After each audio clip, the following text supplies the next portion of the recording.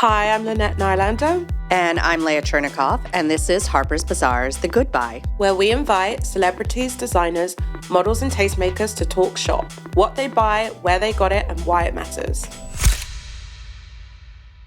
What's going on with you? What's going on with you fashion-wise? Fashion-wise? I think I'm in a bit of a shoe reevaluation. Okay. Shopping-wise. Right. I am thinking towards spring and summer a little. I hate dressing for summer. I find it the hardest season to dress for. I hate being too hot. I hate wearing summer dresses. Anyway, I'm like, a white shoe, that's a good spring, something to make me look forward to. And so I purchased the classic Repetto style, the ZZ, which is like a little white jazz shoe that Samira Nasser, our editor-in-chief, she owns and is always singing their praises. So I bought them on the RealReal, and I've been trying to work them into my rotation. Yeah, they make me feel very springy. Well, Lynette, what are you thinking of? You know what? Much in the white shoe category, actually. I recently acquired a pair of boots from an amazing design duo called All In. They're out of Paris, and they've kind of, for a kind of new generation design house, have already had a hit kind of staple thing in these boots that you might have seen with this eyelet kind of grommet detailing. Right. And again, a kind of in the know, if you know, you know thing that has really taken off. They're finalists in this year's LVMH prize. And I own the black eyelet boots, but they have a variation of them in white that are flat. And I just went for it. White shoes is that's hard. I'm just not clean enough by any stretch of the imagination. Also, New York is not clean enough. New York is not clean enough. Still, we do it anyway because a white shoe is great. It's great and it's really graphic, and I like the clean line of it. Oh, well, I'm excited to see them. Yeah. Today on The Goodbye, we have a guest that we have been waiting for. Why? Because he's an icon maker, known for creating the indelible fashion imagery we associate with Céline Dion, Naomi Campbell, and of course, Zendaya. In fact, he is not just one of the world's leading stylists, he is an image architect, and that is trademarked. He is also an author. His book, How to Build a Fashion Icon, Notes on Confidence from the World's Only Image Architects, came out last year. And now he is the newest judge on Project Runway, which is in its 21st season. And what's amazing about our guest is that his career arc is truly singular. He's rewritten what it means to navigate this industry on your own terms. He has not only created some of the most memorable fashion moments in recent history, but he also has a distinct and highly cultivated personal style. He is a vintage expert, and we can't wait to get into all of it. Please welcome Roach. Yay, Roach! I mean, I'm like, what do I do when you say all those things? I'm just sitting here just like, I know. Sorry, we just Yeah. had to keep going keep going because there's so much to talk about. Oh, wow. Thank you so much. Thank you for such a beautiful introduction. I want to talk about shopping philosophies as it pertains to a stylist, because there's two ways that you shop. You shop for a client, and then you have your personal life and what you shop for. How do you go about, when you're shopping, what are some things that you have in your head of, how you're going to get to the right place? For myself? Yeah, let's start with you. So, for myself, it's, first of all, we all know clothes are expensive. Yeah. So I like to shop for myself and buy things that I think are art or, worthy to be cherished, whether I wear them or not, in, current and contemporary fashion. Yeah. Mm-hmm. But vintage, I'll spend anything on a piece, especially if it's something that I remember when I was younger that I wanted that I couldn't afford. So that's been my mission. I have kind of this almost map of all these things that I saw and tried on when I was a teenager, and that I hunt for and search for years and years and years. And when I get it, I'm just like, I got it, it becomes a grail. We got to talk about what some of those things are, because I know you've got pieces. Can you name a couple? What did you check off your list? What's still on it? Okay, so one thing is I collect Tom Ford Gucci because for me, the 90s and that era is when I was really introduced to luxury, you know, via Lil' Kim and Foxy Brown. And so Tom Ford Gucci was, and I'm from Chicago, and back then the Gucci store was this little boutique on 600 North Michigan. And I remember just going in there and trying on things. And you know, back then, I don't think that a young Black boy was ever kind of welcomed into these places. And so that's another reason why I collect those things, to show myself that, you know, that I've been able to achieve and I am a part of that world. Yeah. I gave Tommy Hilfiger his Icon Award at the British Fashion Awards. And I went off script for a minute just to say, like, it's such a full circle moment for me to be giving him this award because I used to risk it all for a pair of Tommy overalls. You know what I mean? Like, we used to go to, like, Marshall Field's was a big department store in Chicago. Yeah, of course. And we used to steal Tommy. And because it's like, we have it. And, you know, and it was like, but we had to be fly because clothes in my community, the way I grew up, was also a point of survival, right? Yeah. If you had fly clothes and you dressed well, then you became popular. And, you know, for me, you know, me being gay, my last name Roach, I've always been very feminine, but I can outdress anybody. You know, it's like Rihanna say, but you won't be my outfit. So me being, you know, fly and well-dressed became a survival mechanism. Yeah. And so in order to survive, we did whatever we had to do to get those clothes. Yeah. And it's just such a beautiful, for me, a beautiful testament of like manifestation, right? It's like I manifested myself into this world. Yeah. You know, one of my first jobs was Zendaya. She went to an event and I went and put this Dolce & Gabbana dress on my credit card, and she was so young. I was like, no perfume, no deodorant, you can't spill anything. Like, this $9,000 dress has to go back. And I remember the first time sitting with Domenico and telling him that story. I'm like, listen, you know, this is a full circle moment because we did some things for your clothes. So yeah, Tom Ford Gucci. And there was one jacket, and it was reversible, this silk bomber, and it had like Kama Sutra scenes embroidered into it. And it was like part of that collection, that famous campaign when the guy's kind of like pulling down the woman's panty, and it's like the with G, the shaved in the pubic hair. Yeah. So it's part of that collection, and I searched for that jacket for so long, and it was so expensive, and I found one for a moderate price last year, on eBay actually. Moderate. Amazing. And we love it, like, loving that you will go onto the eBay. Oh, no, for sure. Like I think I almost know every vintage dealer around the world, and eBay, Grails, the real, like that is my auctions, that is my crack. Do you have alerts set up? Yeah. I do have alerts set up on all those things, and then I just stay up at night, and it's like my only vice. No, Yeah. 100%. So sorry, you just have vintage fashion. That's my vice. If the biggest thing is that you love to get your kicks from shopping, I think that in this world, that's a great vice to have. Yeah, it's the safest, right? The safest.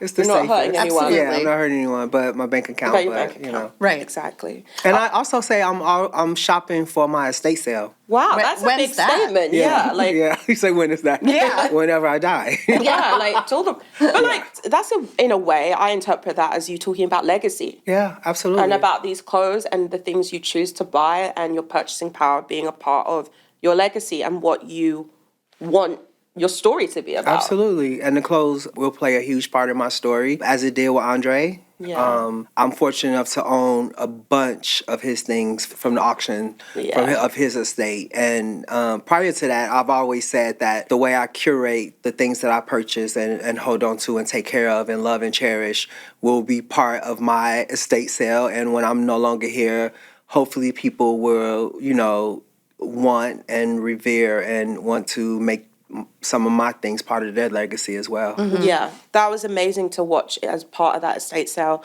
Andre Leon Talley, of course, for everyone listening to this on audio, was a legendary editor, but his archive, which was auctioned off when he was gone, had things that were invaluable. You couldn't make those things anymore. They were given to him by the fashion greats. I think he's one of the like great collectors of our century. Oh, absolutely. Yeah. Absolutely. And, you know, just a young black boy coming into this industry, he was like the one to look at. He was, almost like the only one we had. Yeah. And, we did learn a lot about pizzazz and finesse and the way to speak about clothes and how to deliver it with passion, and also it made you want to learn more at the end of the day. 100%. We got to talk about what you're wearing today. Yes. So let's go. H to T. Yep. And I know you've got a little friend to introduce. Oh, yeah. Okay. Oh, okay. Surprise guest. Yeah. So, I walked in with her. Oh, so this is one of my bad habits. This is...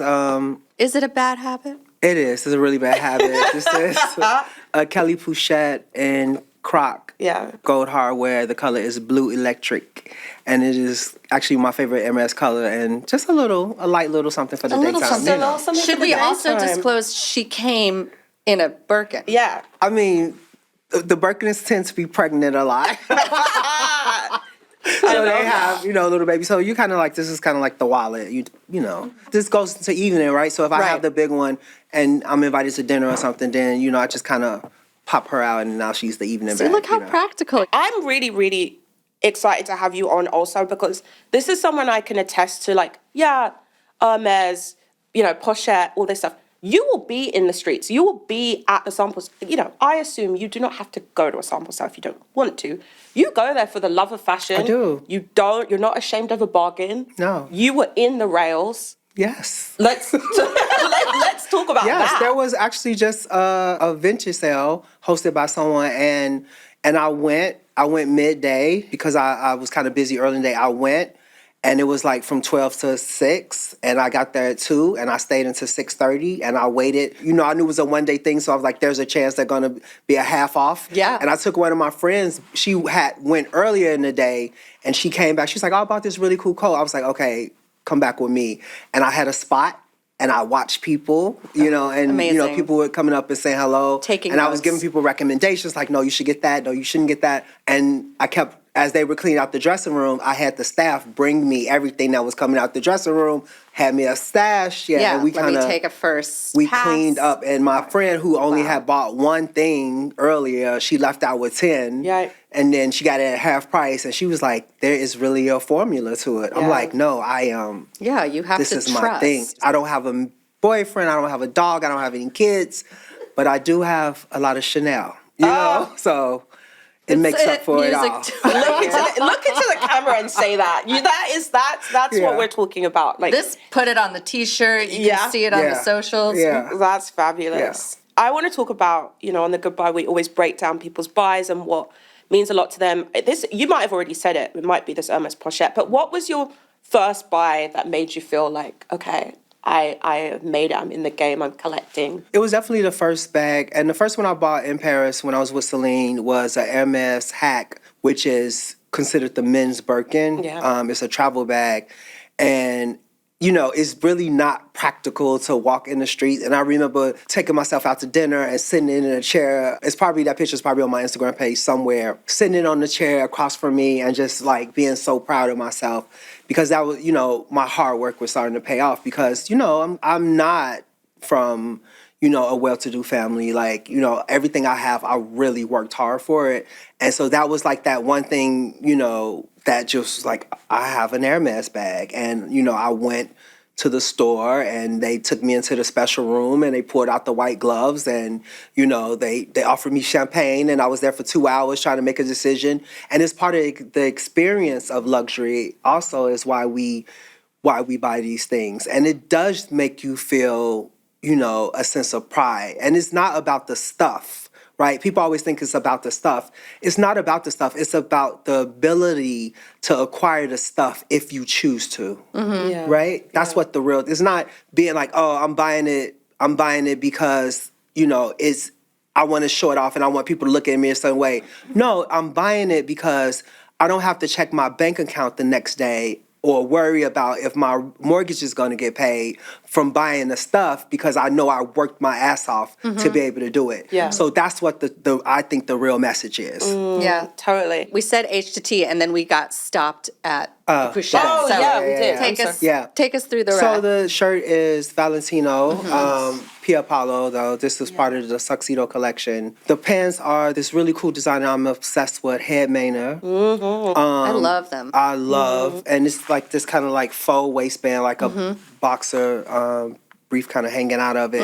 And the boots are just vintage, $40 eBay. There you go. So, and yeah. Hermes high and the low. and eBay, $40. Yeah. We love it. Yeah. Let's talk about your relationship to brands, because you spoke about Pier Paolo and Valentino, and I know you had such a great relationship with him and that house when he was there. And I imagine a lot of your relationships are cultivated through some of your clients and the people that you style. Talk to me about that, because you were someone who loved fashion, and now you're at the table. They're trying to cater to you and your taste and who you have access to. So Well, the thing about it, a lot of my relationships started before. Like I had a relationship with Valentino before Zendaya went to Valentino. So I have always made it my business to be at the right places and introducing myself and really being able to speak the conversation of fashion with people. I think, I am from where I'm from, and I have a regional dialect, and I speak a certain type of way. And once I found out that made me different, and people could see and hear the authenticity in the way I speak, and that becomes attractive in certain type of way. So it's like you have this boy who could be considered, to some people to be a little ghetto, but I can sit down and have a conversation about the history of fashion and even your brand with you. And so it kind of like, oh shit, where did he come from? And so once I was able to start to go to the shows and go to Paris, a lot of my relationships were just happening organically through the dinners and the after parties. And, a lot of times the deals I made, at hotel calls, you know what I mean? At night, over, That's where it goes down. You know what I mean? So it was those things. And then, and I, especially with Zendaya, I was always really careful, because once she started to become Zendaya, then it was like everybody wanted a piece of it. And so I was always really protective of that, because everybody knows the story. Like in the beginning, no one was interested. So not that we had a grudge, but it was always kind of like, there's so many beautiful clothes in the world that we don't have to cater to your way of doing things or your way of 100%. thinking, and we can figure it out. Yeah. And so when she started to grow, my relationship started to grow, I thought that it was really important to align her with brands that I had a relationship with and I felt comfortable with. Yeah. Right? So that, because we didn't ever want to go into something and it felt really transactional. Yeah. We wanted to go places where it felt like we could be a part of the family and vice versa. Yeah. And support who wanted to support when maybe she wasn't as well known, and maybe it was more of a risk. I think that a lot of the time I always talk about like supporting people with your dollar. Like it's the same kind of thing. It's the same kind of relationship in kind of reverse, in that, she has everyone in the world wants to dress her, and you have access to that. But you should support people who wanted absolutely. it way back when. We're very loyal. We are very loyal, and it is not who made the dress that she's. It's always the best dress on the rack is going to win, no matter who made it. And that has always been our philosophy, and we'll always stick by that. And I mean, of course, now she's in contracts and she's contractually wear certain brands to certain things. But other than that, you'll see her in vintage, or you'll see her like a small designer from wherever that you've never heard of before. Yeah. And, and it's just like, again, what you said earlier, it's all about legacy, and they become part of our legacy and us a part of theirs. And it's, it's just, and it also just feels good, to give somebody a piece of such a huge platform. Yeah.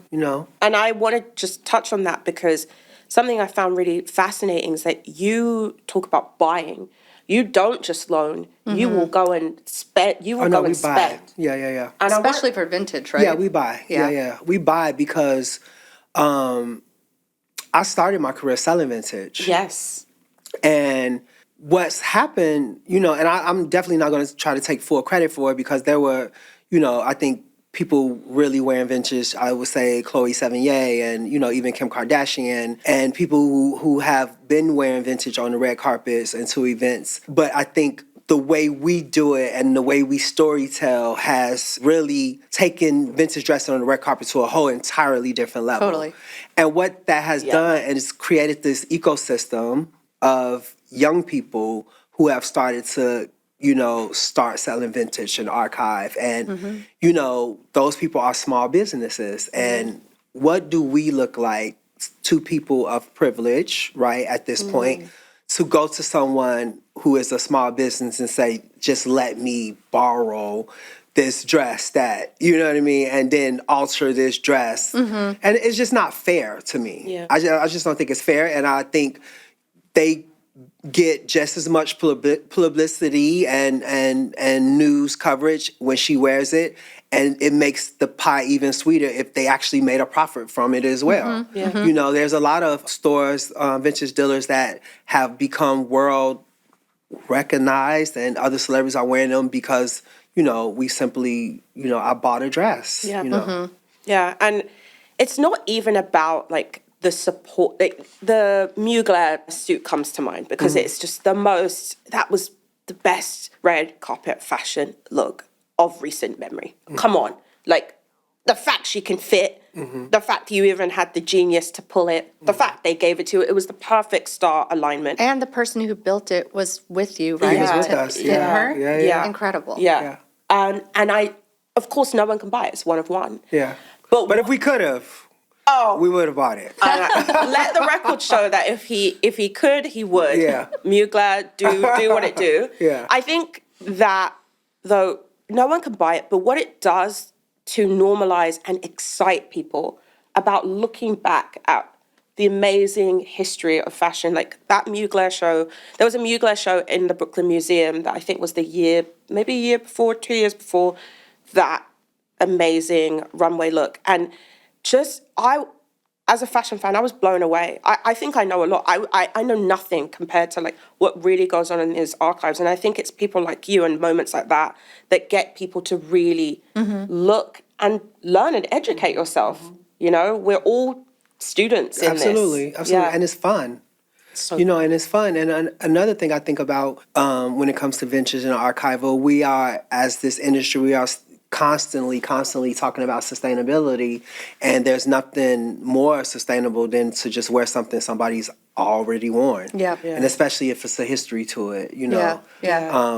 And it's just the easiest way. Well, because now I opened a business called School of Style, and I'm trying to find and nurture the next me, right? The next image architect. I'm trying to pass on everything I learned, all my skill sets, and my structure and the way my infrastructure and everything about how I built my business. I'm trying to pass that on. And that part, educating yourself and knowing as much about this industry is one of the fundamental keys of what we're trying to do there. And also to make it easier for people to break into the styling business. It's easier if you're in New York or LA or Paris or London, right? Because the industry is there. But what if you're in Iowa or if you're in, Greenland or, a small town in India outside of Mumbai? How do you get this type of knowledge? And so School of Style was really important for me to build out to help those people, right? So. Yeah. I think we need to definitely delve into more of your personal style. I want to transition and talk about something that you may have regretted. Is there anything that you buy or you've bought that you're like, that was a rare miss? I will tell you there is one look, but I don't really regret it because I feel like style should be polarizing and you should be able to make mistakes. I say that all the time. You didn't get it right one day, but you wore it with intention, right? And it's all about confidence, right? So my look for the CFDA Awards, not last year, but I think the year before last was kooky. Oh, I'm desperate to see it. What was it? So I wore Luar, which I love. I love him so much, and It is crazy. Yeah, but No, it's crazy. yeah, It's but- crazy. oh. It's crazy. Okay. So it was like a jumpsuit, but it was like a pants. So like I had like my underwear exposed, and I was feeling like risque. I'm like I want to just go for it. And Luar such a his clothes could be avant-garde in a way, Yes. mixed with streetwear. And so I don't know, I wanted to take a chance and just do something. I had this big, my natural hair and all that. And so it was just like, whatever. And they tore me apart on the internet. And I don't really get a lot of bad comments or whatever on Instagram or social media or whatever. And so they tore me apart on social media, but it was like, I'm like, at least they were talking about me. that's what You that's know, and I it. tell my clients that all the time, and so I'm like, "What's good for the goose has to be good for the gander, right?" So, Yeah.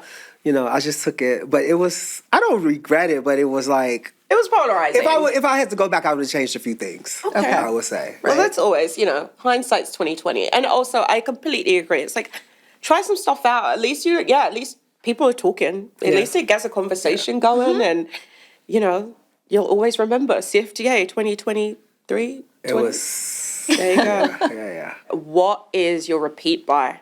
What do you buy in the multiples?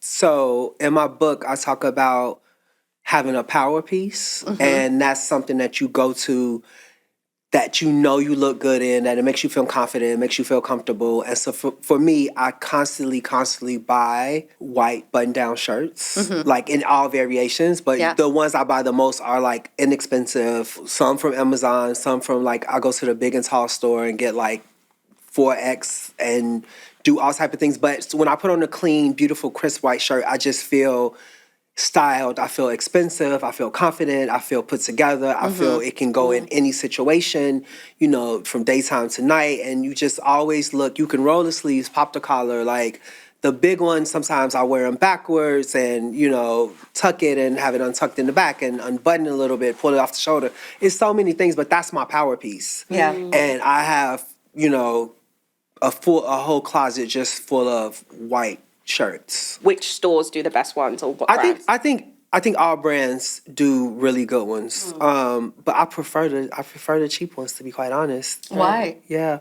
because you don't have to like this. Like I have to wear this has to be specially dry cleaned. The feathers. I like to really live in clothes.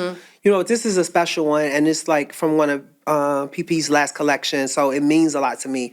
So I probably won't wear this as much, but the ones from, the big and tall store that cost $39, I can wear them, I can wash them myself, I don't necessarily have to dry clean them. It's just like, it's about, cherishing and taking care of, but then also having things that you can live in. So I don't really have favorite brands or stores or anything like that. I do have favorite collections that I collect. Like, I'm a Mugler, crazed Mugler. Anytime I find a great men's Mugler piece, I'm buying it. Anytime I find a great Jean-Paul Gaultier piece, I'm buying it. And I buy all sizes from 46 to 52. Like, I'm buying it. I was just like, I can fit it one day, or I'll figure it out. Like you said about the coat. You'll figure it out. Tom Ford Gucci, I'm buying it. I don't care what the price is. If I seen it when I was in high school, or I remember a campaign, or Mario Testino, all that, I'm buying it. But contemporary clothes, I bought a nice amount of Loewe for Jonathan Anderson, but also Jonathan became a friend, and so they give me clothes too, but I'm also a consumer. Like, I like the activity and the action of going in and buying things and spending the money that I earned. And and I also think about it like I like spending money with people I like shopping with. You know, I'm a huge client at Dover. Actually, I just ordered my first Comme des Garçons runway piece, from Dover. Yeah. I went to that. So it's, I like the relationship with the people that sell me clothes. I do too. Yeah. It's important, and you not only cultivate trust, but you have somebody in the room who hopefully is not just there for the dollar, who's there to really help you look and feel your best. Right? Like, they go above and beyond when I'm looking for something. I have a great story. So when I also was working for Céline Dion, I worked with a personal shopper in Neiman Marcus in LA. I've been working with her for years. Her name is Marissa. She's incredible. And I used to buy so much for Celine, something that we really needed for some event, didn't make it. The shipping department forgot to ship it. They put it on a private jet. Wow. And got it to Vegas. Amazing. So it was like, she had my back, and that made me feel good. And also, they respected the amount of money that I was spending there, my money, Celine's money. I mean, it's all still, they want your money. Like, let's not just say that because they love me that much, but, they'll It's come both. in, if I'm going to Paris and I'm shopping for Paris, they'll come and bring a rail of clothes and let me shop from my house. So, it's this relationship, and it makes you feel good. And before I was a stylist, I was a bartender, so I lived off the kindness of other people. Yeah. I lived off tips, and it's like, we're helping each other in this great fiduciary relationship where it's, and it's reciprocated, and it just feels good. Yeah. I wanted to ask how you advise your clients, or even, generally in your book, how you advise people to find that power piece. So there's a few exercises in the book, and one is just to, as much as you time, go to a store and just grab a bunch of stuff. Grab the things that you love, right? That's easy for you. Grab the things that you like, that you kind of second guessing yourself, and also grab the things that you hate. You know what I mean? Like, grab the colors that you don't think you look good in. Grab the shapes that you don't think fit your body right.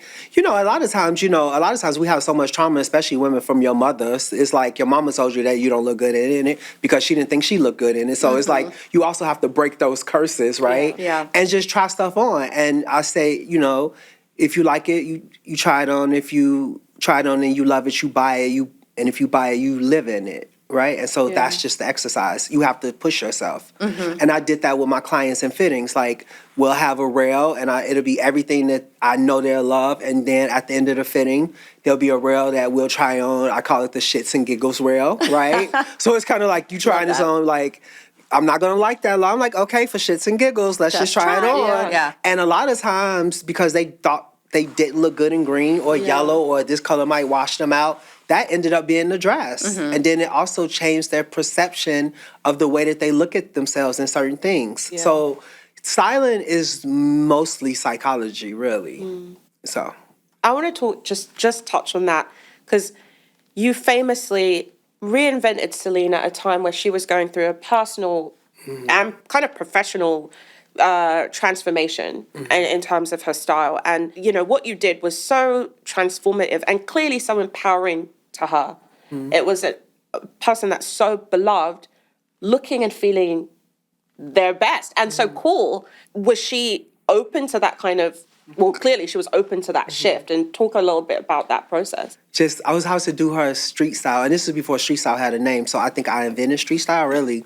Yes, Lord Roach invented So street it was, style. and so they was like, okay, we want you to do her day-to-day wardrobe. And so for Celine, getting dressed in the morning is a thing, right? Going to bed at night is a thing. She talks about it a little bit in her documentary, or on the TV show, I think, when she says she goes to bed in these silk pajamas, or like a silk, gown.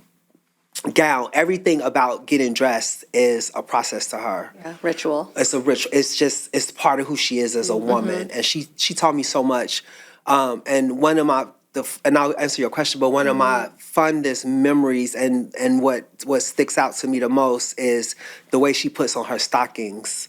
Like, she sticks her legs out and she points her toe like almost like a dancer, and she meticulously rolls it down to the very end, and then she lifts her leg. I mean, it's the most beautiful, magical, choreographed, sexy thing I had ever saw when as a boy. I mean, to me, I feel like when I'm around Celine, I'm a boy, right? Yeah. Not because of age, but just the way she makes me feel. Yeah. Yeah. Like, I literally sit on the floor beside her while she does her makeup. It's this, watching this kind of thing that almost doesn't exist anymore. But yeah, so I got hired to do that. And so then once we started having fittings, I'm like, oh, you're not just the queen of sequins and bugle beads. Like, you're cool, And she had it's like mountains, like a whole thing of pools, tear sheets that she had to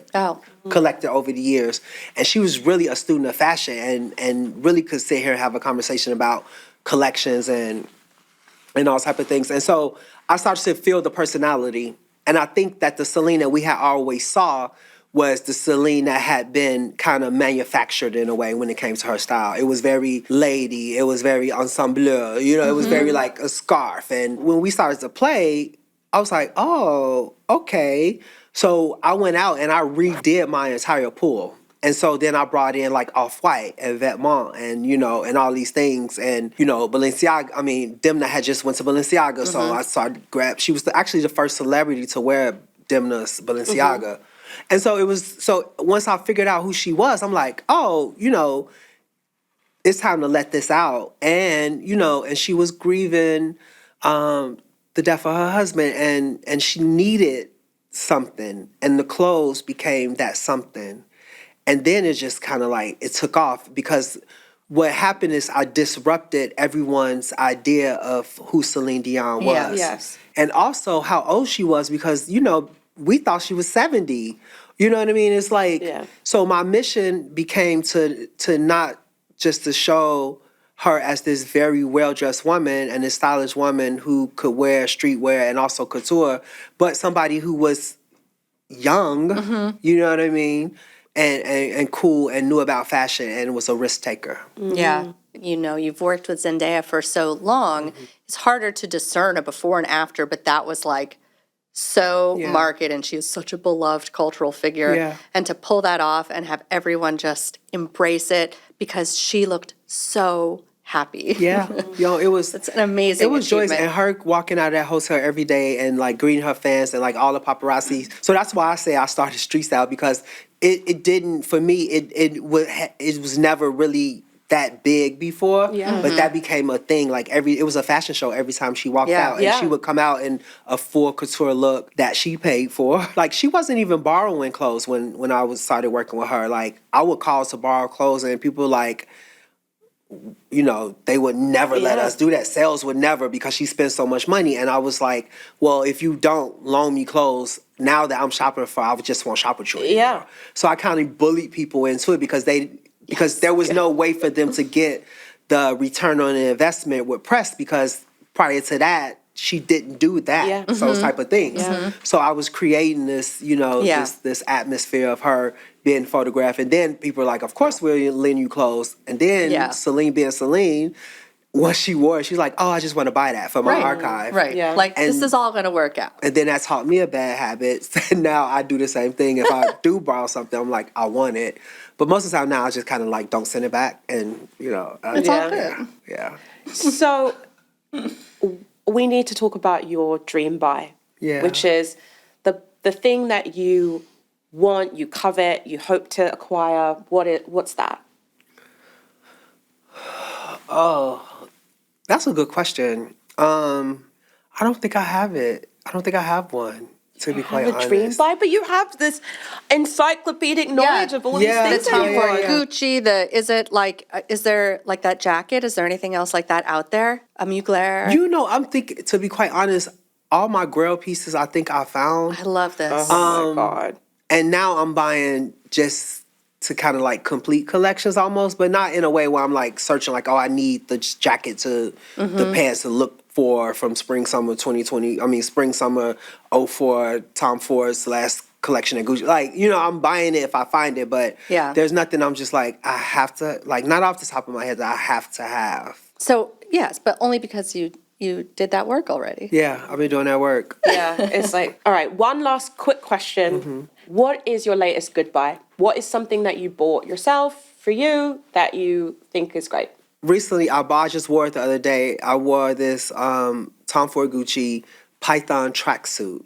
Oh, amazing. All Python tracksuit with the matching cowboy boots. And it was just like, I am a child of Little Kim and Foxy Brown. Like, so Python and exotics and all those things just like are in my DNA. You know, it's just part of what I think luxury is. And it's vintage. It's vintage. And when we think about those amazing, you know, icons of the 90s, whether it be Foxy, Mary J, Lil Kim, like all of them, that's, you know, that was the style. No, seriously, that is where me and I mean, I could recite so many lyrics, talking about Dolce & Gabbana and Gucci. I remember in Versace, it was like that was our introduction into luxury, and I hung out with all girls, and and those girls were dating guys, and they were going and getting a Gucci bag, or what I mean. Yeah. It's like that was our world, and that's literally where we learned about luxury. Yeah, and that's the currency. And thank God for those women. They